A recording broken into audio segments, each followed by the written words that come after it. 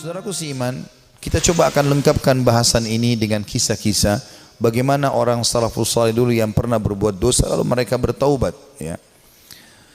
Kisah tentu yang sangat luar biasa, di antaranya adalah kisah taubatnya Tha'labah radhiyallahu anhu. Sahabat Nabi yang mulia ini adalah anak muda yang masih muda dan keimanan sudah tertanam dalam hatinya. Zaman dulu orang tidak punya kamar mandi dalam rumah, maka orang kalau mau pergi ke WC ataupun mau mandi, maka biasanya orang pergi ke padang pasir. Satu waktu Tha'labah radhiyallahu anhu ini keluar, kemudian dia ke padang pasir, lewat, bukan sengaja, lewat. Rupanya dia melewati sebuah tempat mandi tapi untuk seorang wanita Ansar, wanita dari Madinah, ya. Dan wanita ini terkenal, ya, sangat punya kecantikan dan kulitnya putih bersih. Dan ini bukan terlihat, telanjang bulat semuanya, tidak.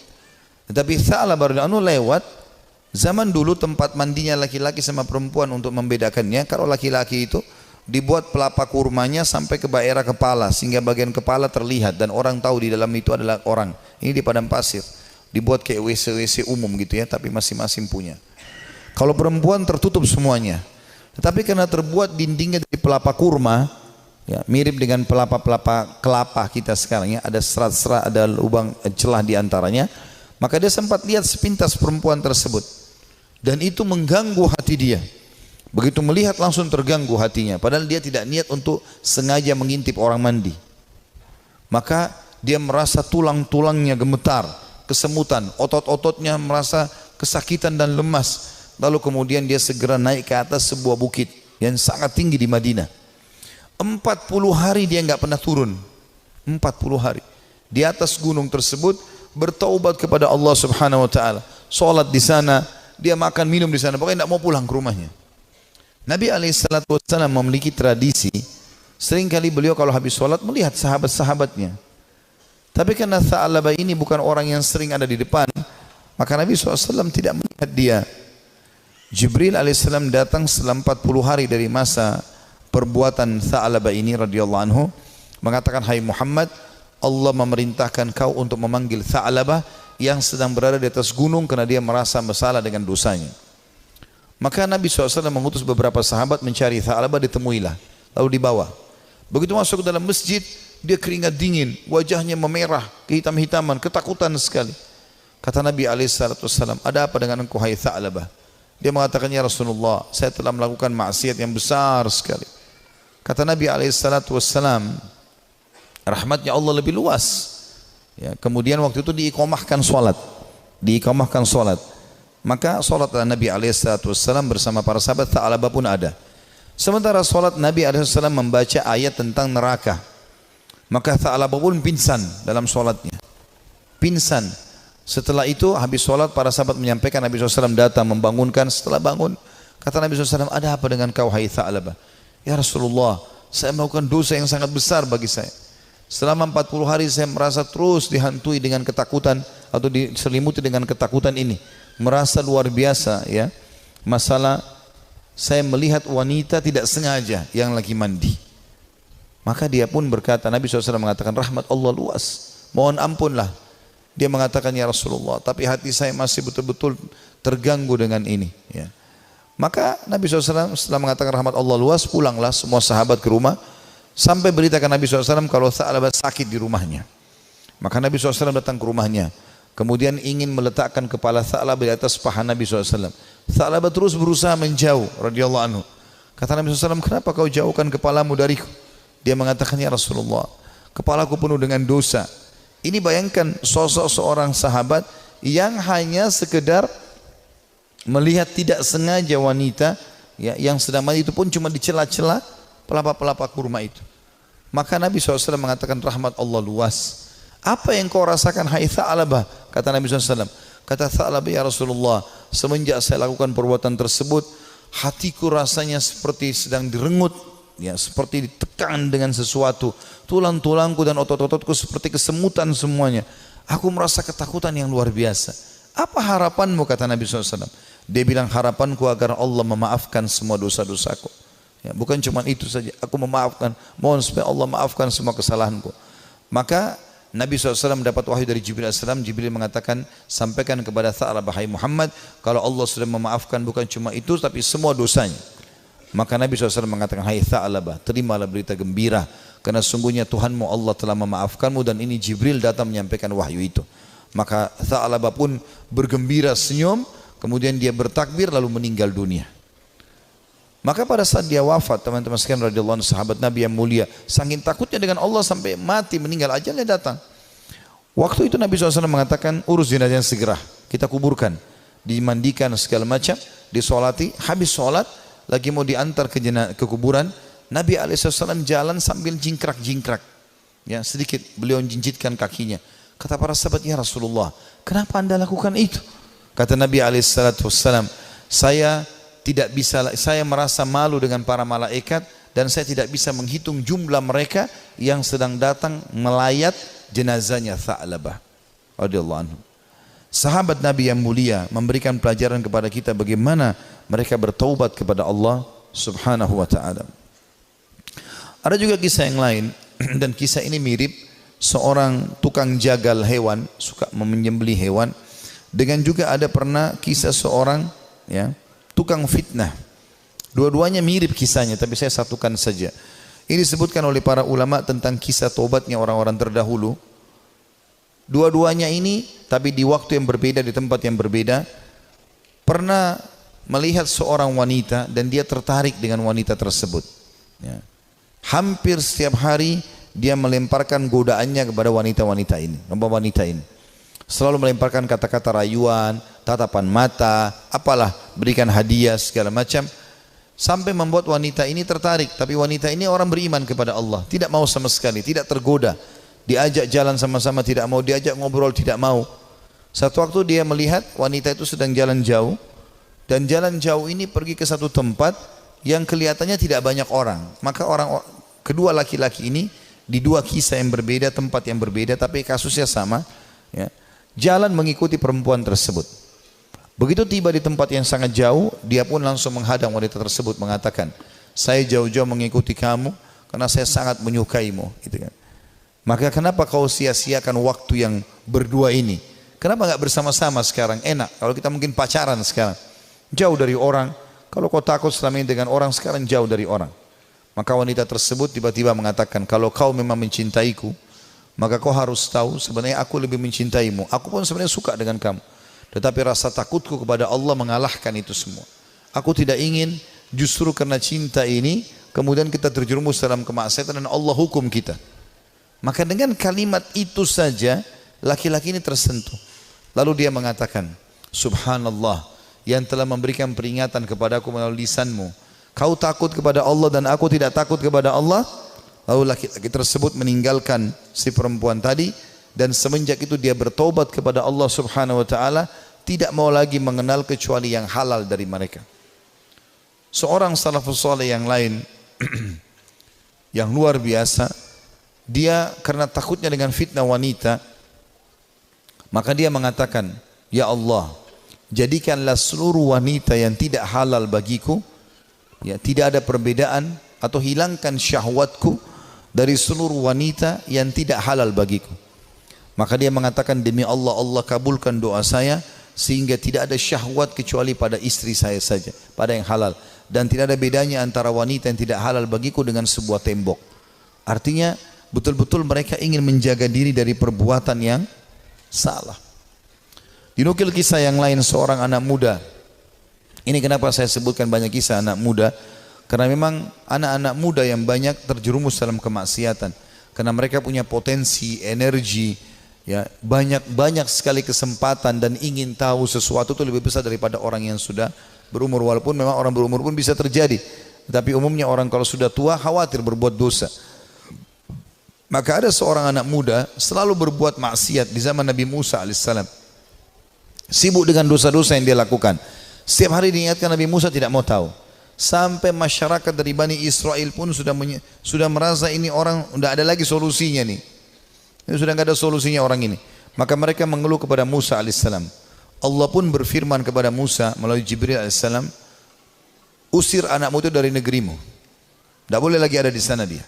Maka Musa alaihissalam menyampaikan kepada Bani Israel, kalau Allah sudah menurunkan firman-Nya menguruh anak muda ini diusir. Maka anak muda pun itu diusir dari kota tempat Nabi Musa alaihissalam dengan Bani Israel tinggal. Terus saja dia jalan sampai tiba di sebuah padang pasir yang luas. Kemudian dia merasa dirinya sakit, lemah, terpukul karena jauh dari orang-orang. Maka dia pun lalu berkata, ya Allah, jangan engkau haramkan aku dari rahmat-Mu. Aku tahu aku telah berbuat dosa, tapi rahmat-Mu jauh lebih luas. Aku bertobat dan beristighfar kepadamu dari seluruh dosaku ya Allah. Maka maafkanlah aku. Terus dia ucapkan permohonan maafnya kepada Allah sampai 3 hari berturut-turut. Setelah itu dia meninggal dunia, si anak muda ini. Setelah dia meninggal dunia sendirian di padang pasir itu dengan kondisi menyesali kesalahannya, maka dia pun Musa pun alaihissalam didatangi oleh Jibril. Jibril mengatakan, hai Musa, Tuhanmu Allah memberikan perintah kepadamu agar engkau keluar ke padang pasir ini dan itu disebutkan cirinya. Di sana ada satu wali Allah yang Allah suruh kau mengurus jenazahnya. Maka Musa alaihissalam pun keluar ke padang pasir yang ditunjukkan. Begitu tiba di sana tidak dilihat kecuali anak muda tadi yang memang dianggap orang ini buruk di tengah-tengah Bani Israel. Maka pada saat itu pun Musa alaihissalam mengatakan, ya, Jibril alaihissalam mengatakan kepada Musa, sesungguhnya orang ini telah bertobat selama berapa hari? 3-4 hari meninggalkan negerimu dan Allah terima taubatnya. Maka Musa alaihissalam pun mengurus jenazahnya kemudian menguburkan dia. Begitu luasnya rahmat Allah subhanahu wa ta'ala. Bagi orang yang masih melakukan kemaksiatan dan berpikir bahwasanya susah untuk bertaubat, tidak ada yang susah teman-teman sekalian. Kita akan kisahkan sekarang seorang tokoh tabi'in yang masyhur, Fudail bin Iyad rahimahullah. Orang ini sangat unik ceritanya, karena dulunya dia adalah perampok jalanan. Saking mahirnya dia mencuri dan merampok sampai dia tidak butuh tim, sendirian. Dikatakan dalam kisah ini, Fudail bin Iyad sendirian, tidak butuh orang-orang lain untuk membantunya. Dan setiap kali ada kafilah mau lewat di tempat Fudail, pasti mereka ketakutan. Lebih takut daripada melewati tempat yang lain. Karena Fudail bunuh, ambil hartanya. Gak ada toleransi. Dan dia satu orang bisa mengalahkan sekian banyak orang dalam duel dan berperang. Sampai satu waktu ada satu kafilah, satu malam, Fudail bin Iyad lagi nunggu-nunggu, ya. Ada mangsa yang lewat, dia ingin mengambil dan merampok dari mereka. Di tengah jalan subhanallah, atau pas lagi nunggu ada kafilah yang lewat, bukan tengah jalan, ada kafilah yang lewat. Kemudian kafilah ini berbicara satu sama yang lain dan Fudail mendengarkan. Jangan kita lewat jalan sini karena ada Fudail bin Iyad. Nanti dia akan mengganggu kita, ya. Dan tidak bisa kita selamat dari dia. Bagaimana dengan keadaan keluarga dan harta kita? Dengan kalimat ini yang didengar oleh Fudail, Fudail mengatakan, begitu takutnya manusia padaku, gitu kan. Maka dia pun mengatakan, mulai hari ini ya Allah, aku berjanji, aku tidak akan pernah mengganggu orang lain lagi. Dalam riwayat yang lain, Fudail lalu keluar, lalu menemui mereka, lalu mengatakan, akulah Fudail bin Iyad yang kalian sebutkan tadi. Dan karena perkataan kalian tadi, aku merasa aku telah menakut-nakuti manusia. Maka dengan itu aku akan berhenti dan tobat dan kalian akan jadi saksi. Lalu Fudail menghormati mereka menjadi tamu pada malam itu. Mulailah Fudail menyembelikan buat mereka hewan. Dia berburu sendiri malam itu. Dia sembelikan, dia biarkan mereka membuat kemah di sekitarnya. Setelah dia membakar makanan, dia menyiapkan makanan buat mereka. Rupanya ada satu orang dari kafilah itu, orang saleh, membaca firman Allah subhanahu wa ta'ala yang berbunyi, ini disebutkan dalam surah Al-Hadid, ya, ayat 16. Yang Allah subhanahu wa ta'ala berfirman, a'udzubillahi minasyaitonirrajim, alam ya'ni lilladzina amanu an takhsha qulubuhum li dzikrillah wa ma nazala minal haqq. Belumkah tiba saatnya bagi orang-orang beriman untuk tunduk hati mereka dan mereka tunduk hati mereka kepada zikrullah dan apa yang turun dari kebenaran dalam Al-Quran. Fudail bin Iyad orang Arab, dia faham betul makna ayat ini. Artinya, sampai kapan kamu mau lalai, kata Allah SWT. Belum tibakah saatnya bagi orang beriman untuk tunduk hatinya dan berzikir kepada Allah dan apa yang diturunkan dari kebenaran dalam Al-Quran? Maka Fudail pun menangis mendengar ayat tersebut. Lalu dia ulang-ulangi ayat itu sampai akhirnya dia menunjukkan taubatnya. Subhanallah, setelah dia taubat, mulai hari itu dia pergi ke Mekah tiap hari Mekah dan Madinah. Artinya setiap saat dia di Mekah sebentar, nanti di Madinah lagi sebentar. Tidak pernah meninggalkan dua kota yang suci ini.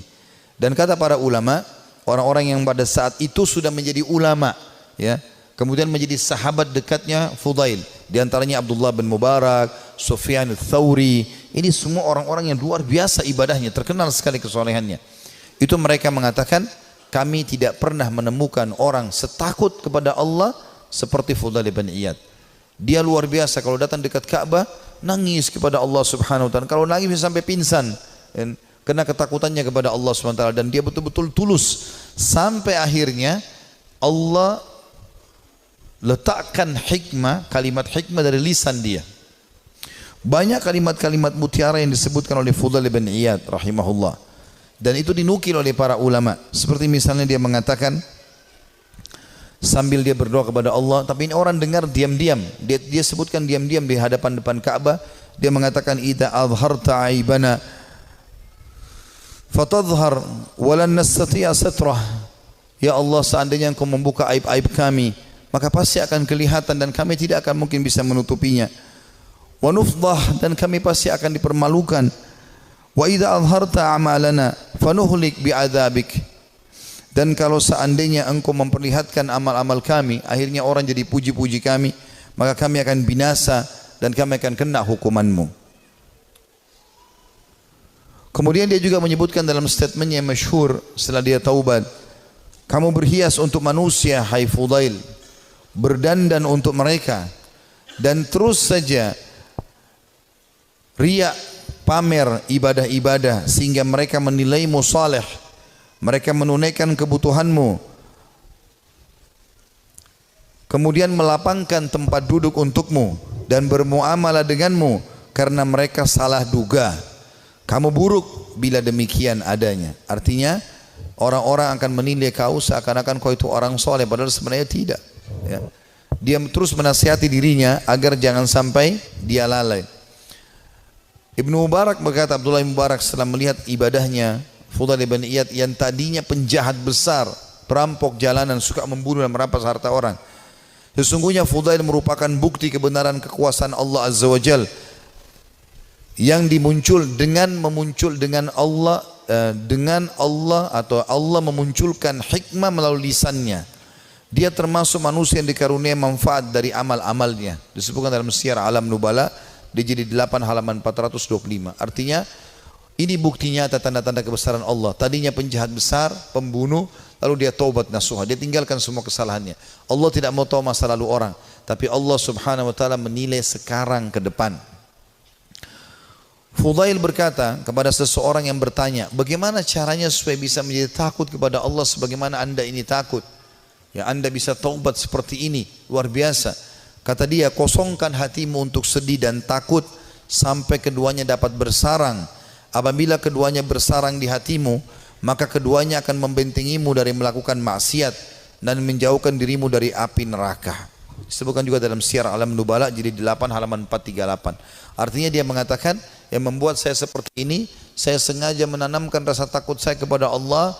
Saya mempelajari tentang kemahabesarannya Allah Subhanahu wa taala sebagai pencipta, beratnya siksaannya kalau melanggar terus-menerus, ya.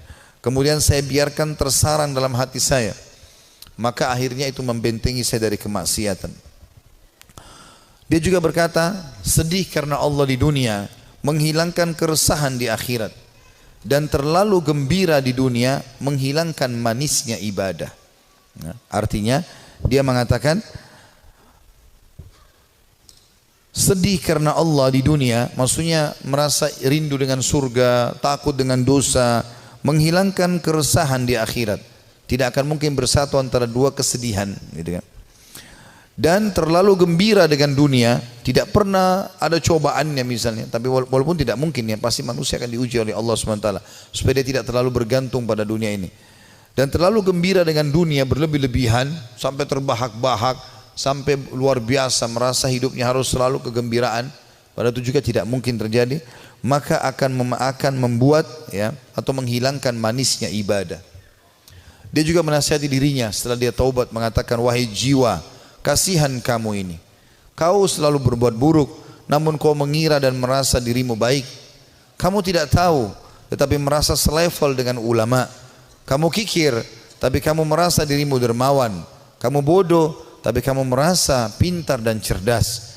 Ajalmu pendek, tapi angan-anganmu sangat panjang. Ya, ini kalimat-kalimat mutiara yang luar biasa. Rupanya setelah dia bertaubat kepada Allah Subhanahu wa taala, Allah berikan kalimat-kalimat ini kepadanya, ya. Dia mengatakan, saya ulangi, wahai jiwa, kasihan kamu. Kau berbuat buruk, namun kau mengira dirimu berbuat baik. Artinya, amal-amal yang kau kerjakan ini masih kurang. Tapi kenapa kau selalu merasa bangga? Ini dia nasihati dirinya sendiri. Karena ada orang kadang-kadang begitu, dikuasai oleh syaitan, dia merasa bangga. Saya sudah haji sekian kali, saya sudah pernah bersedekah ini dan itu, saya pernah bangun masjid satu masjid itu terus yang dibahas. Apa saja semuanya dibanggakan. Maka dia menasihati dirinya supaya dia terus termotivasi mau ibadah. Dia mengatakan, wahai jiwa, kasihan kamu. Kau sebenarnya berbuat buruk masih sedikit, tapi kau pikir dirimu sudah berbuat banyak. Kau tidak tahu, ya, tapi kau menganggap dirimu selevel dengan ulama. Ini juga banyak jadi penyakit di dalam tengah-tengah penuntut ilmu. Baru belajar setahun 2 tahun sudah merasa dirinya luar biasa. Akhirnya sudah mulai membicara tentang ulama ini, tentang ulama itu. Habis waktunya untuk itu. Maka semestinya seseorang menyadari kalau dia baru belajar, ya sudah dia belajar. Sebagaimana dikatakan oleh Fudail di sini rahimahullah. Beliau mengatakan, kau tidak tahu tapi kau merasa dirimu selevel dengan ulama. Yang ketiga dia bilang bahwa dirinya, kamu kikir tapi kau merasa dirimu dermawan. Ya, artinya berapa banyak sih yang kau sudah sedekahin sehingga kau selalu banggakan, hai Fudail? Padahal sebenarnya kau bakhil. Sedikit sekali yang kau keluarkan dibandingkan nikmat Allah yang melimpah kepadamu. Ini juga, ya, tamparan yang sangat keras bagi orang yang tadi baru sedekah sekali, 2 kali, 3 kali dalam 1 bulan, dalam 1 tahun, bahkan mungkin 10 tahun sekali, atau mungkin seumur hidup baru melakukan 1 kebaikan itu. Jadi misalnya membangun sebuah masjid atau 1 kegiatan, sudah dibangga-banggakan. Ya. Kemudian dia mengatakan yang keempat, kau bodoh tapi merasa dirimu pintar dan cerdas. Ada orang juga ini kena penyakit ini, ya. Begitu dia sudah belajar agama, dia sudah mulai faham sedikit ayat, hadis, maka dia rasa dirinya tidak perlu belajar lagi. Ini keliru. Kita harus menuntut ilmu sampai menjelang meninggal dunia.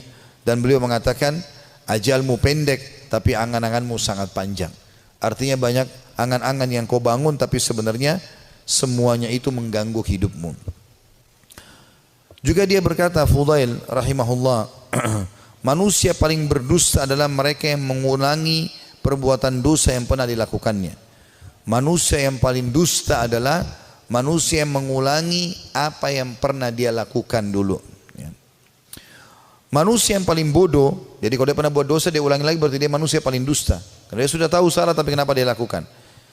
Lalu dia mengatakan manusia paling bodoh adalah manusia yang memperlihatkan amal kebaikannya. Kalau ada manusia yang model dia paling bodoh adalah orang yang suka pamer-pamer amalnya. Ya, saya ini lakukan, saya sudah haji sekian kali, saya sudah bangun masjid ini dan itu, saya sudah begini dan begitu. Dia banggakan amalnya. Itu manusia yang paling bodoh. Karena hilang semua pahalanya dengan dia riya. Lalu dia mengatakan manusia yang paling dekat dengan Allah, yang paling takut kepadanya. Ini juga statementnya mirip dengan apa yang dikatakan oleh sebagian ulama yang membuat Umar bin Khattab radhiyallahu anhu yang mendapatkan kemuliaan sabda Nabi SAW, wahai Ibnu Khattab, kalau kau lewat di sebuah lembah, syaitan melihat kau lewat di lembah itu, maka dia akan mencari lembah yang lain karena takut bertemu denganmu. Kata ulama, syaitan takut dengan Umar bin Khattab, padahal Umar enggak melihatnya. Bertemu dengan Umar aja syaitan cari tempat lain. Jadi jangankan menggoda, jadi dia bahkan menghindar dari Umar, padahal Umar tidak melihatnya. Karena rasa takutnya Allah SWT kepada Allah. Karena rasa takutnya Umar bin Khattab kepada Allah Subhanahu wa taala. Jadi siapa yang takut kepada Allah, Allah akan buat, ya, seluruh makhluk takut kepadanya. Dan siapa yang tunduk kepada Allah, Allah juga tundukkan makhluk kepadanya. Ya, semua itu siapa yang cinta kepada Allah, Allah akan buat makhluk cinta kepadanya, dan seterusnya. Juga kata beliau, manusia tidak akan sempurna sehingga agamanya mampu mengalahkan nafsunya, dan manusia tidak akan binasa sehingga nafsunya mengalahkan agamanya. Ini statement yang mulia. Beliau mengatakan, kalimat ini penting untuk digarisbawahi teman-teman sekalian. Manusia tidak akan sempurna sehingga agamanya mampu mengalahkan nafsunya. Artinya ilmu yang dia pelajari itu menjadi patokan dan pegangan hidupnya, sehingga nafsunya diawasi oleh ilmunya. Karena ilmu agama itu mengawasi kita. Ilmu agama mengawasi kita.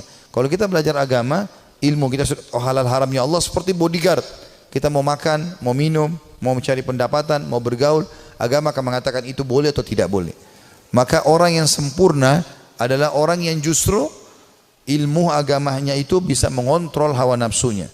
Dan sebaliknya, orang yang binasa adalah orang yang nafsunya mengalahkan agamanya. Jadi dia pun tahu agama tapi tetap saja dikalahkan oleh agamanya sendiri. Dan ini semua adalah hal mendasar yang perlu digarisbawahi dari nasihat yang mulia. Ini kita bisa, ini sebagian kecil ya, banyak sekali statementnya, hampir semua buku tentang tazkiyatun nafs, ya, pensucian jiwa, tentang zuhud, ya, menginginkan akhirat, gitu kan, daripada dunia, semasalah keimanan, ya, masalah penyesalan, itu selalu ada statementnya Fudail bin Iyad. Padahal tadinya dia ini seorang penjahat besar, tapi bagaimana Allah Subhanahu wa taala memberikan kepada dia karunia dengan taubatnya yang luar biasa nasuha. Allah memberikan kata-kata mutiara dari lisannya. Dia juga mengatakan,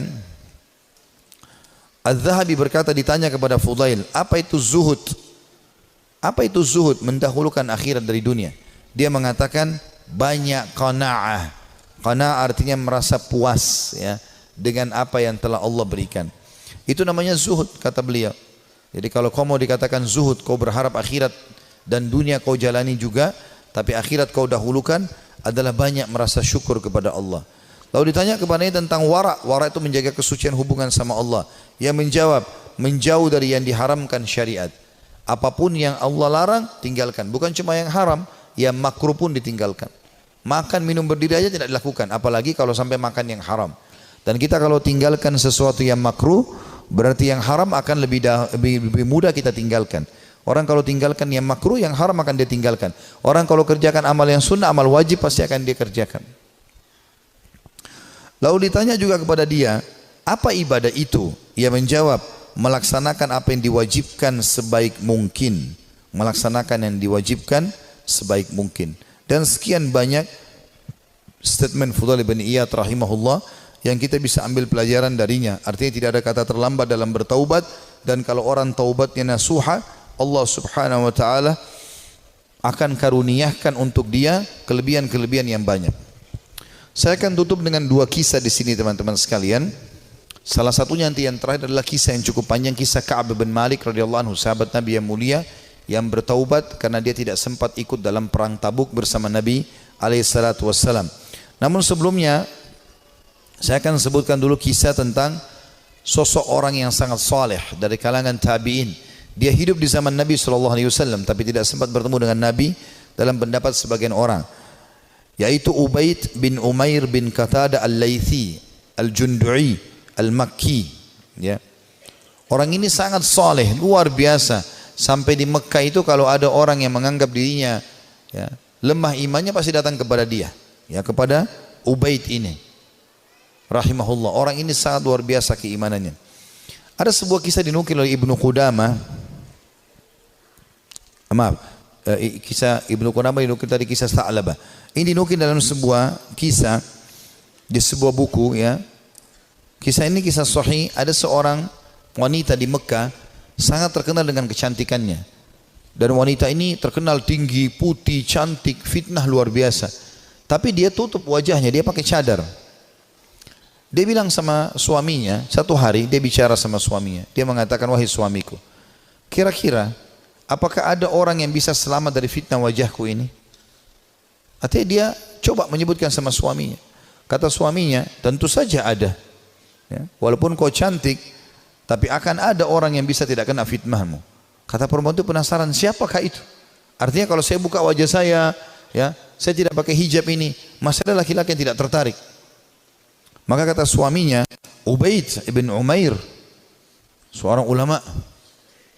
Maka tiba-tiba istrinya karena merasa tertantang datang kepada suaminya lalu berkata, wahai suamiku, Andes, apakah kau mengizinkan aku untuk coba menggoda Ubaid hanya untuk mengetes imannya, sekaligus juga mengetes apakah betul memang dia tidak kena dengan fitnah wajahku dan kecantikanku ini? Suaminya mengatakan, karena penasaran juga mengatakan, baik, saya izinkan. Maka wanita ini pergi ke Masjid Haram. Ini Ubaid ini punya majlis ta'lim, ya, di Masjid Haram, ulama besar. Tidak pernah sama sekali berbuat dosa dalam kisahnya, dalam kisah hidupnya. Allahu alam kalau yang dinukil dari kisah yang lain, tapi dia disebutkan orang ini sangat soleh. Kemudian datanglah wanita ini lalu mengatakan, saya punya pertanyaan Syekh. Kata dia, silahkan. Dia bilang, tapi pertanyaan ini pribadi, maka saya tidak bisa menanyakan di depan orang. Kalau bisa saya akan meminggir dengan anda di salah satu sudut masjid ini. Karena perempuan ini terus menunjukkan kesedihannya, menangis, maka Ubaid mengatakan, baiklah, tapi tetap di depan umum, bukan berduaan-duaan khalwat. Di tiang masjid di sebelah situ ada sekitar jemaah. Tiba-tiba wanita ini pada saat duduk depan Ubaid membuka cadarnya, dan memang terlihat kecantikan yang luar biasa. Maka Ubaid rahimahullah mengalihkan wajahnya sambil kata Ubaid mengatakan, apa yang kau lakukan? Bukankah kau bertanya, kenapa kau membuka cadarmu? Dia mengatakan, sebenarnya wahai Syekh Ubaid, saya mencintaimu dan saya menyukaimu, maka aku datang untuk menawarkan diri. Maka Ubaid mengatakan, dan aku tinggal tunggu jawabanmu. Artinya kapan kau mau? Selesai, aku jadi milikmu, terserah kau mau apakan. Perempuan ini ingin menguji. Ubaid tidak mengenal siapa perempuan ini. Subhanallah, dia mengatakan, saya akan jawab pertanyaanmu itu kalau kau menjawab 5 pertanyaanku. Kata Ubaid rahimahullah, tapi sambil buang muka, enggak dilihat ke wajah wanita ini. Wanita tersebut menggambarkan Ubaid tidak melihat sedikit pun ke wajahku, padahal wanita ini depan matanya dan sangat cantik. Maka kata wanita tersebut, tanyalah. Kata Ubaid rahimahullah, jadi tadi dia memang bilang waktu dalam majelis, saya punya masalah, saya mau minta nasihat. Padahal dia cuma mau berbohong wanita ini, tapi akhirnya mendapatkan nasihat yang benar. Apa kata Ubaid rahimahullah? Andai saja bertepatan pada saat sekarang malaikat maut datang ingin mencabut ruhmu, apakah kau akan menawarkan hal yang sama padaku? Kalau memang kau sedang berhadapan dengan malaikat maut? Kata wanita tersebut, tentu tidak. Pertanyaan kedua, andai saja kamu sedang berada dalam kuburan, tempat yang pasti kau akan datangi, dan kau sedang bertemu dengan Munkar dan Nakir, 2 malaikat akan bertanya di kuburan, dan kau sedang ditanya untuk selamat ke surga atau neraka, apakah kau juga akan berpikir tetap akan menawarkan dirimu seperti ini? Dia mengatakan tidak. Yang ketiga, seandainya kau sedang berada bersama aku di padang mahsyar, kemudian buku-buku amal sedang berterbangan, dan kau tidak tahu apakah kau akan terima dengan tangan kanan atau tangan kiri. Tangan kanan akan selamat ke surga, tangan kiri akan masuk ke neraka. Apakah kau juga akan menawarkan dirimu seperti ini kepadaku? Dia mengatakan tidak. Yang keempat, ya, andai saja kau sedang ditimbang amalmu, dan kau tidak tahu amal baik atau amal buruk di timbangan amal hari kiamat nanti yang lebih berat, apakah kau masih mau menawarkan dirimu padaku? Dia mengatakan tidak. Lalu kemudian pertanyaan terakhir yang kelima, andai saja kau sedang diminta pertanggungjawaban oleh Allah tentang kecantikanmu ini, tentang keadaanmu, ya, kelebihan-kelebihan nikmat yang Allah berikan kepadamu ini, apakah kau juga akan mengatakan kepada Allah, aku sempat menawarkan ini kepada Ubaid? Maka dia mengatakan tidak. Maka Ubaid pun mengatakan rahimahullah, kalau gitu bertakwalah kepada Allah dan jagalah dirimu serta nikmat Allah yang ada padamu. Maka tiba-tiba perempuan tersebut menangis terisak-isak. Lalu kata Ubaid, pulanglah. Lalu Ubaid berdiri tanpa melihat sedikit pun ke wajah wanita tersebut. Setelah dia pergi, wanita itu pulang ke rumahnya. Suaminya sudah menunggunya, ingin mengetahui berita apa yang ada sebenarnya. Maka setelah dia pulang, suaminya kaget melihat matanya merah, menangis. Kata suaminya, apa yang terjadi wahai istriku? Dia mengatakan, sungguh aku akan binasa wahai suamiku. Aku tadinya niat ingin bermaksiat kepada Allah, Allah menuruskanku justru melalui Ubaid, dan sungguh Ubaid adalah orang saleh. Dan semenjak hari itu perempuan itu tidak pernah dandan lagi sama sekali sampai ajal datang menjemputnya. Teman-teman sekalian, orang yang saleh, orang yang tulus kepada Allah Subhanahu wa taala, memang orang-orang yang justru tidak mudah tergoda. Kalau antum hanya sekedar dengan godaan sedikit mudah tergoda, itu masih orang biasa. Tapi kita harus menjadi orang yang luar biasa memang. Tidak boleh mudah tergoda. Allah Subhanahu wa taala menyebutkan tentang ahli surga di dalam firman-Nya pada saat mereka masuk ke dalam surga nantinya di hari kiamat, itu disebutkan malaikat akan masuk dari semua pintu-pintu istana mereka, dan mereka akan berkata para malaikat, salamun alaikum bima sabartum fa ni'ma uqbad dar. Selamat buat kalian, keselamatan buat kalian atas kesabaran kalian. Dan ini sebaik-baik tempat untuk kembali. Surga maksudnya. Kata ulama tafsir, yang dimaksud dengan makna malaikat akan berkata, ya, selamat atas keselamatan, atas kesabaran kalian karena mereka sabar dalam 3 hal. Ini butuh kesabaran teman-teman sekalian. Yang pertama, sabar dalam mengerjakan ketaatan. Untuk bangun sholat, untuk tutup aurat, mencari pendapatan halal, ya, itu semua butuh kesabaran. Duduk di majelis ilmu seperti ini butuh kesabaran. Bangun sholat malam butuh kesabaran. Bersedekah padahal kita butuh kesabaran. Berbakti dengan orang tua yang sudah sangat tua butuh kesabaran. Konsisten dengan kejujuran butuh kesabaran. Perjuangan semuanya butuh sabar. Ini sebab masuk surga karena kesabaran. Yang kedua, sabar dalam menolak kemaksiatan. Jadi semua kita di sini yang hadir punya peluang berzina, punya peluang berbohong, punya peluang melakukan semua dosa. Bukankah sekarang di zaman kita fitnahnya sangat besar? Di handphone kita bisa masuk penawaran zina dengan sangat mudah. Bukankah sangat mudah kita untuk riba, menipu, mencuri, apa saja. Tapi subhanallah butuh kesabaran. Sabar dalam meninggalkan kemaksiatan. Sabar. Dan kata ulama, beda pahalanya antara orang yang meninggalkan maksiat karena dia tidak punya peluang. Misal dia cuma sepintas lihat spanduk ajakan untuk ke diskotik, atau dia ada penawaran apa, lalu dia bilang ya saya nggak suka, cuma sebatas itu. Beda pahalanya dengan orang yang sedang bergejolak godaan yang luar biasa. Jadi misalnya memang lagi ada lawan jenis yang mengganggu dia, kemudian dia bergejolak juga ingin mengikuti hawa nafsunya, itu beda pahalanya. Nabi Yusuf alaihissalam waktu digoda oleh wanita istri raja yang ratu Mesir, itu Allah mengatakan walaqad hamma bihi wa hamma biha laula ar-ra'a burhana rabbih. Ya. Yusuf sudah cenderung sama perempuan itu cenderung pada Yusuf. Artinya Nabi Yusuf alaihissalam manusiawi, tapi beliau coba berusaha menghindar, sabar, menghindar terus sampai akhirnya Allah SWT berikan tanda-tandanya, akhirnya selamat dari godaan tersebut. Gitu kan? Artinya kesabaran di sini butuh ekstra pada saat ada peluang untuk berbuat dosa itu. Dan yang ketiga, sabar dengan cobaan harian. Sabar dengan cobaan harian. Di sini kan saya teman-teman sekalian kita tutup dengan ini insyaallah ya, kisah tentang Ka'ab bin Malik radhiyallahu anhu. Dan kisah ini adalah kisah yang sangat unik dari seorang sahabat Nabi yang taubat nasuha dari dosanya. Tapi kisah ini memang cukup panjang, saya akan bacakan ya. Dia mengatakan dalam riwayat Bukhari, dalam riwayat yang sahih, aku tidak pernah tertinggal, kata Ka'ab bin Malik, dari Rasulullah SAW dalam peperangan apapun yang dipimpin oleh beliau, kecuali dalam perang Tabuk. Dan perang Tabuk ini terjadi perang terakhir Nabi SAW sebelum beliau meninggal. Setelah pembebasan kota Mekah, beliau menuju ke wilayah Tabuk, dan Tabuk ini jaraknya sangat jauh dari Madinah, dan waktu itu musim panas. Dan musim panas ini puncak-puncaknya panas, biasanya buah kurma lagi sangat bagus ya, hasil panennya. Justru makin panas makin bagus kualitas kurma. Dia mengatakan saya tidak pernah ketinggalan perang bersama Nabi SAW kecuali di perang Tabuk.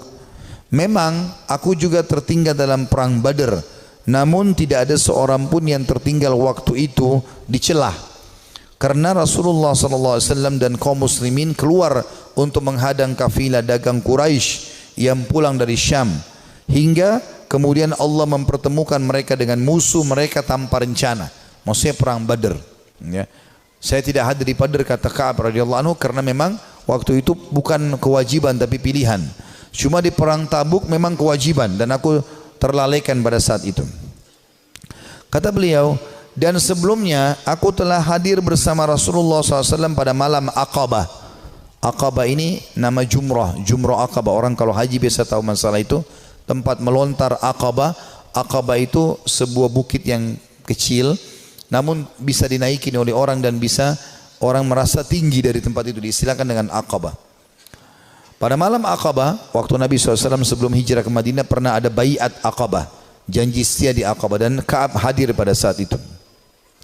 Dan sebelumnya kata beliau, aku telah hadir bersama Rasulullah SAW pada malam Aqabah sewaktu kami bersumpah setia membela Islam ya. Dia mengatakan, dan kehadiranku di malam itu tidak bisa digantikan dengan perang Badar. Walaupun perang Badar lebih dikenang di tengah orang-orang daripada Baiat Aqabah atau janji setia di Aqabah. Dan di antara kisah hidupku adalah ketika aku tertinggal dari Rasulullah SAW pada perang Tabuk, aku tidak pernah merasa lebih kuat dan lebih mampu daripada keadaanku ketika aku tertinggal dari perang itu. Jadi maksudnya pada saat itu aku tidak punya alasan untuk tidak ikut perang Tabuk. Waktu itu Nabi SAW mewajibkan semua laki-laki yang kuat dan tidak punya udzur, ya. Pada saat itu aku sangat kuat, belum pernah aku sekuat itu sebelumnya. Demi Allah, aku sebelumnya tidak pernah memiliki dua kendaraan, namun di perang itu aku memilikinya. Jadi selain fisikku kuat, aku juga memiliki 2 ekor kuda. Sebelumnya belum pernah aku punya 2 ekor kuda. Jadi aku sekarang lebih baik secara ekonomi. Rasulullah SAW tidak pernah menginginkan peperangan, melainkan beliau menyembunyikan daerah sasarannya dengan mengisyaratkan seolah-olah beliau menuju yang lainnya. Hingga pada perang itu Rasulullah SAW berperang menuju Tabuk dalam musim yang sangat panas dan menghadapi perjalanan yang sangat jauh menempuh padang pasir. Dan menghadapi jumlah pasukan yang sangat besar, beliau menjelaskan kepada kaum muslimin tentang urusan mereka yang sangat serius, agar mereka bersiap-siap dengan segala perbekalan mereka untuk menghadapi perang. Beliau menjelaskan kepada mereka arah mana yang hendak beliau tuju. Artinya pada saat itu Nabi SAW mewajibkan semua laki-laki, dan Nabi mengingatkan, ini yang kita datangi pasukan Romawi, jumlahnya sampai 250.000 personil. Jumlah sahabat itu sekitar 30.000 saja, ya. Maka Nabi SAW ingatkan para sahabat waktu itu, orang-orang Islam, kata Ka'ab radhiyallahu anhu, yang bersama Rasulullah SAW sangat banyak, dan mereka tidak didaftar dalam buku induk, atau maksudnya buku induk negara, ya. Ka'ab berkata, melanjutkan, maka hampir tidak ada yang ingin absen dari perang, kecuali dia menduga bahwa hal itu tidak akan diketahui selama tidak ada wahyu yang Allah jelaskan atau turunkan. Rasulullah SAW lalu berangkat ke perang itu ketika buah-buahan sedang masak dan pohon-pohon menjadi rindang. Ya, perlu kita ketahui penduduk Madinah, kebetulan Ka'ab juga orang Madinah, pendapatan utama mereka adalah kurma. Pendapatan utama mereka adalah kurma. Dan pada saat itu musim panas dan puncak-puncaknya kurma akan panen. Sekitar 2-3 hari lagi akan panen. Tiba-tiba Nabi SAW bilang, jihad, sekarang kita harus keluar. Maka ini ujian yang sangat luar biasa. Beliau mengatakan Rasulullah SAW berangkat pada perang itu ketika buah-buahan sedang masak dan pohon-pohon menjadi rindang. Maka aku lebih cenderung kepadanya, kepada hasil panen. Rasulullah SAW dan kaum muslimin yang bersamanya sedang berkemas-kemas, dan aku pun segera pulang untuk bersiap-siap bersama beliau. Tapi setelah aku pulang, aku tidak melakukan apa-apa. Aku berkata dalam hati, aku bisa melakukannya kapan saja aku mau. Begitulah keanggapan terus menyergapku, hingga orang-orang terus berbenah dengan serius. Maka pada pagi harinya Rasulullah SAW dan kaum muslimin bersamanya berangkat menuju perang. Sementara aku belum melakukan persiapan apa-apa. Kemudian aku beranjak lalu kembali tapi tanpa melakukan apa-apa. Hal itu membuat akhirnya aku tidak berangkat dan aku tertinggal. Dan aku bertekad akan menyusul mereka, ya, pada saat tiba di sore hari. Dan seandainya saja aku lakukan itu, maksudnya menyesal, coba aku lakukan, ya. Namun kemudian hal tersebut tidak ditakdirkan untukku. Maka ketika aku keluar ke tengah manusia setelah keberangkatan Rasulullah SAW, aku merasa bersedih dan aku tidak melihat seorang panutan untukku kecuali laki-laki yang tercelah karena kemunafikannya, atau orang yang diterima uzurnya dari Allah SWT dari kalangan orang-orang yang lemah. Rasulullah SAW tidak menyebut-nyebutku hingga beliau sampai di Tabuk. Beliau bersabda sambil duduk di tengah pasukan Tabuk, apa yang dilakukan oleh Ka'ab bin Malik? Maka salah seorang dari Bani Salamah berkata, wahai Rasulullah, dia tertahan oleh pakaian burdahnya dan sibuk melihat kedua sisi tubuhnya. Maksudnya dia tidak ada uzurnya untuk tidak keluar bersama anda. Maka Muadz bin Jabal berkata kepadanya, sungguh buruk apa yang telah kamu ucapkan. Demi Allah ya Rasulullah, kami tidak mengetahui apa yang ada padanya melainkan kebaikan. Jadi Muadz di sini membela Ka'ab, mengatakan dia orang baik ya Rasulullah. Maka Rasulullah SAW diam. Tak kala beliau dalam keadaan seperti itu, tiba-tiba beliau melihat dari kejauhan seorang laki-laki yang mengenakan pakaian putih yang terlihat bergerak terombang ambing oleh fata morgana. Maka Rasulullah SAW bersabda, orang itu adalah Abu Haythamah. Ternyata benar dia adalah Abu Haytham al-Ansari, orang yang bersedekah dengan satu sak kurma ketika dicela oleh orang-orang munafik. Jadi pada saat Nabi SAW menyuruh orang-orang untuk berinfak ya, untuk perang Tabuk, orang-orang munafik hadir di situ, tapi orang munafik tidak berinfak. Mereka cuma mencaci maki saja. Ya. Ada orang yang datang membawa satu kain besar berat, diangkat jatuh, dikasih kepada Nabi SAW. Orang-orang munafik mengatakan riya. Lalu Abu Haythama ini datang radhiyallahu anhu membawa cuma satu keranjang kecil, satu piring kecil kurma, isinya cuma 3-4 butir kurma. Lalu dihidangkan, ya Rasulullah, ini buat jihad di jalan Allah. Maka orang munafik juga menghina Abu Haythama sambil mengatakan, ya, untuk apa ini? Mau diapakan dengan 3-4 butir kurma? Tapi akhirnya Allah Subhanahu wa taala memuji karena infaknya itu. Ka'ab berkata, tak kala sampai berita kepadaku bahwa Rasulullah SAW telah pulang dari Tabuk, kesedihanku datang lagi. Aku mulai mengingat dusta dan berkata, aku ingin berdusta dan berkata, dengan apa? Aku mengingat dusta dan berkata, dengan apa bisa lolos? Dengan apa aku bisa lolos dari kemurkaan beliau besok? Untuk itu aku meminta bantuan kepada semua orang cerdik pemikiran dari keluargaku. Maka tak kala diberitahu bahwa Rasulullah SAW telah mendekati Madinah, hilanglah dariku segala pikiran yang batil, hingga aku benar-benar mengetahui bahwa aku tidak akan selamat dari beliau dengan apapun selamanya. Maka aku bertekad untuk bersikap jujur kepada beliau. Rasulullah SAW tiba pada keesokan harinya, dan biasanya apabila pulang dari safar, beliau memulai dengan masjid. Dan beliau sholat 2 rakaat, kemudian duduk di hadapan orang-orang. Ketika beliau melakukan demikian, orang-orang yang tidak ikut perang mendatangi beliau untuk menjelaskan uzurnya dan bersumpah kepada beliau. Mereka bersumpah, mereka berjumlah kurang lebih 80 orang yang tidak ikut berperang di perang Tabuk. Maka beliau menerima lahir mereka, membaiat mereka dan memohon ampun untuk mereka, serta menyerahkan rahasia mereka kepada Allah Subhanahu wa taala. Hingga aku datang. Tak kala aku mengucapkan salam, beliau tersenyum dengan senyuman orang yang marah. Kemudian beliau berkata, kemarilah. Aku datang berjalan hingga aku duduk di hadapan beliau. Beliau sallallahu alaihi wasallam berkata kepadaku, kata Ka'ab, apa yang membuatmu tidak ikut serta dalam perang Tabuk? Bukankah kamu telah membeli kendaraanmu, adat kudamu?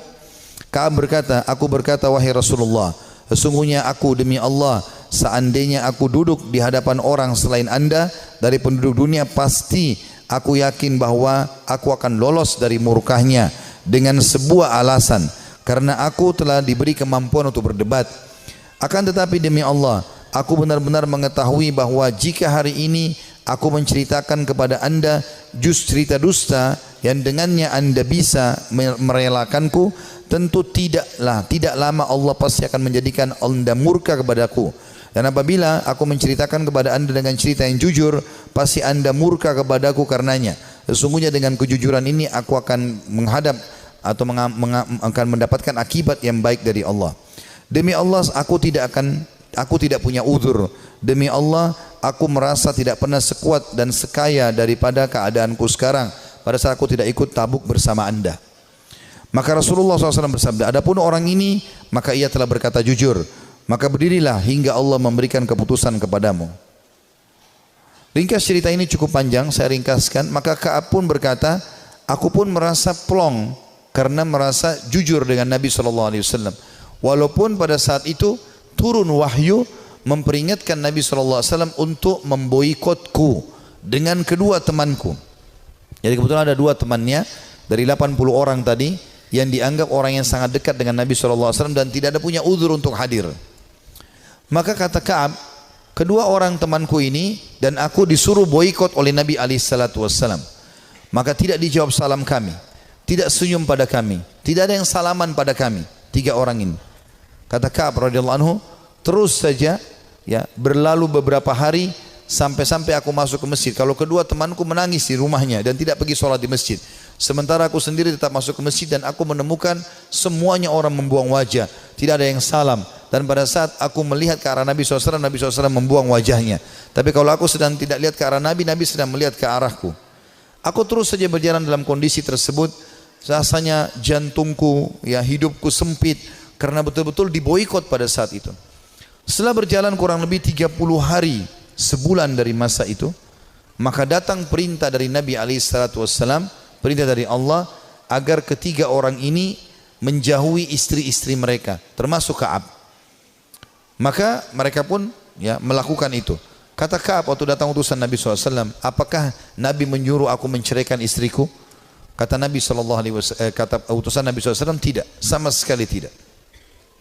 Tidak ada sama sekali perintah untuk menceraikan, kamu hanya disuruh pisah saja. Kemudian kedua sahabatku, kata Ka'ab, memohon kepada Nabi SAW agar istri-istri mereka memohon kepada Nabi SAW untuk tetap bisa serumah walaupun tidak ada biologis, tapi melayani makan dan minum suaminya. Lalu Nabi SAW izinkan, tapi tidak ada biologis di antara mereka. Lalu kata orang-orang kepada Ka'ab, hai Ka'ab, kenapa kau tidak minta seperti dua sahabatmu tadi? Minta agar ya Nabi SAW izinkan istrimu melayani walaupun tidak ada biologis. Kata dia, tidak, demi Allah, saya akan menjalani hukuman ini semaksimal mungkin supaya juga pengampunannya maksimal. Kata Ka'ab, dalam kondisi seperti itu, satu Madinah memboikot, istriku juga tidak boleh serumah denganku, maka aku menemui seseorang yang datang dari luar Madinah lalu teriak-teriak sambil mengatakan, mana Ka'ab bin Malik, mana Ka'ab bin Malik. Begitu aku melihat orang tersebut, aku mengatakan aku Ka'ab.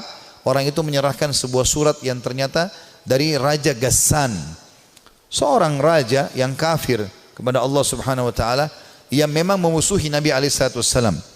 Maka dia mengatakan, telah sampai dari Raja Ghassan kepada Ka'ab bin Malik, telah sampai kepada kami bagaimana sikap perilaku sahabatmu itu, ya. Nabi SAW memboikotmu, maka kalau kau datang kepada kami akan muliakan kamu, kami akan berikan kamu kedudukan, ya. Datanglah kepada kami. Maksudnya disuruh murtad, tinggalkan agama Islam, datang kepada Ghassan. Maka kata Ka'ab, demi Allah ini cobaan yang lain, aku akan bersabar. Lalu dia membuang dan membakar surat tersebut. Berjalan waktu, kata Ka'ab, saya terus aja datang ke masjid, aku datang ke masjid, sholat, dan tetap saya tidak bisa buat apa, dan rasanya dada ini sudah sempit luar biasa. Sampai puncaknya di hari ke-50. Di hari ke-50. Setelah 50 hari kami diboikot, dan aku kebetulan lagi ada di depan rumahku, baru selesai mengerjakan sholat duha, kemudian tiba-tiba turun wahyu kepada Nabi SAW menerima taubat kami bertiga. Maka dua orang sahabat Nabi dan aku tidak bisa melupakan itu, ya, datang dan mereka berlumba-lumba, yang satu menunggangi unta, yang satu berlari, saking gembiranya ingin menyampaikan berita gembira kepada Ka'ab. Maka dua-dua berlari, karena yang naik kuda lebih cepat, maka yang di atas, yang sedang berlari pakai kaki, ya, itu naik ke atas pohon kurma lalu teriak dari jauh, wahai Ka'ab, terimalah berita gembira, terimalah berita gembira. Dari pertama atau dari semenjak kau dilahirkan oleh ibumu, semenjak kau dilahirkan oleh ibumu, sesungguhnya telah turun wahyu Allah menerima taubatmu. Maka kata Ka'ab, aku belum pernah merasa bumi sesempit itu sebelumnya, dan aku belum pernah merasakan bumi seluas itu setelahnya. Artinya sebelum datang berita gembira ini, bumi sangat sempit rasanya, dadaku sempit, semuanya jadi susah hidup ini. Tapi setelah sampai berita gembira ini, aku pun bahagia ataupun tentram, dan aku merasa luar biasa. Saking gembiranya aku membuka bajuku dan aku memberikan kepada pemberi berita gembira tersebut. Aku pakai baju lain, aku datang kepada Nabi SAW. Aku menemukan para sahabat tersenyum, bersalaman denganku, menyampaikan berita gembira, dan aku sangat terharu. Orang-orang pada menangis. Aku pun menemui Nabi SAW. Lalu Nabi SAW mengatakan, wahai Ka'ab, terimalah berita gembira dari pertama kau dilahirkan oleh ibumu. Kata Ka'ab, ya Rasulullah, aku telah mengambil pelajaran dan bersyukur kepada Allah, dan aku berjanji kepada anda, mulai hari ini aku tidak akan pernah berdusta selamanya, karena kejujuranku lah yang telah membuat Allah menyelamatkanku. Saudaraku si iman, kisah-kisah seperti ini, walaupun ini cukup panjang tadi disampaikan, karena memang ini kisah cukup panjang di dalam riwayat Bukhari, saya meringkaskan bagaimana orang-orang salafus saleh kembali kepada Allah Subhanahu wa taala. Yang paling penting, setelah kita kembali ke jalan Allah Subhanahu wa taala, sebelum ajal datang, karena kalau ajal datang kita akan menyesal. Kita akan berharap solat duha yang pernah kita tinggalkan 2 rakaat kita akan lakukan. Kita akan berharap kembali ke dunia senyum dengan seorang muslim lalu kita meninggal dunia. Kita berharap bisa menyedekahkan seluruh harta yang kita miliki. Kita berharap berbakti dengan kedua orang tua kita yang masih hidup. Kita berharap bisa berbuat baik dengan tetangga, dengan masyarakat, dengan siapa saja, karena semua itu akan ada nilai pahala di sisi Allah Subhanahu wa taala. Sebelum itu terjadi, teman-teman sekalian, penyesalan, sekarang kesempatan kita kembali kepada Allah Subhanahu wa taala. Allah mengatakan wa anibu ila rabbikum wa aslimu lah. Tadi sudah saya bacakan dalam surah Az-Zumar. kembalilah kalian ke jalan Tuhan kalian dan tunduklah kepadanya. Menjadi orang yang baik, orang yang patuh kepada Allah, orang yang soleh dan soleha, mulia. Dia akan makan, dia akan minum, dia akan punya jabatan, dia akan punya harta, dia akan punya pasangan yang baik seperti dia akan punya anak-anak yang baik dan soleh. Allah akan berikan kebahagiaan, dan di akhirat dia akan dapatkan juga yang terbaik. Allah janjikan surga yang luas. Dia akan tinggal tunggu ajal datang saja lalu masuk ke surganya. Orang-orang yang fasik, makannya susah, yang hidupnya susah, begitu juga dengan yang lainnya. Bahkan kalaupun ada di dunia itu adalah sifatnya tadarruj, tahapan siksaan dari Allah Subhanahu wa taala. Firaun juga makan, Namrud juga makan, dan seluruh orang yang Allah binasakan juga makan, tapi malah menjadi tadarruj atau tahapan siksa buat mereka. Mereka makin lalai, akhirnya mereka meninggal dalam keadaan kufur, dan penyesalan abadi selamanya bagi Fir'aun sampai tidak ada waktunya, dan kegembiraan bagi Musa alaihissalam sampai tidak ada waktunya. Ini semua akan kekal. Allahu a'lam. Dan ini yang kita sampaikan teman-teman sekalian, mudah-mudahan bisa diambil manfaatnya. Kalau ada benar dari Allah, kalau ada salah dari saya mohon dimaafkan. Subhanakallahumma bihamdika asyhadu an la ilaha illa anta astaghfiruka wa atubu ilaik. Wassalamualaikum warahmatullahi wabarakatuh.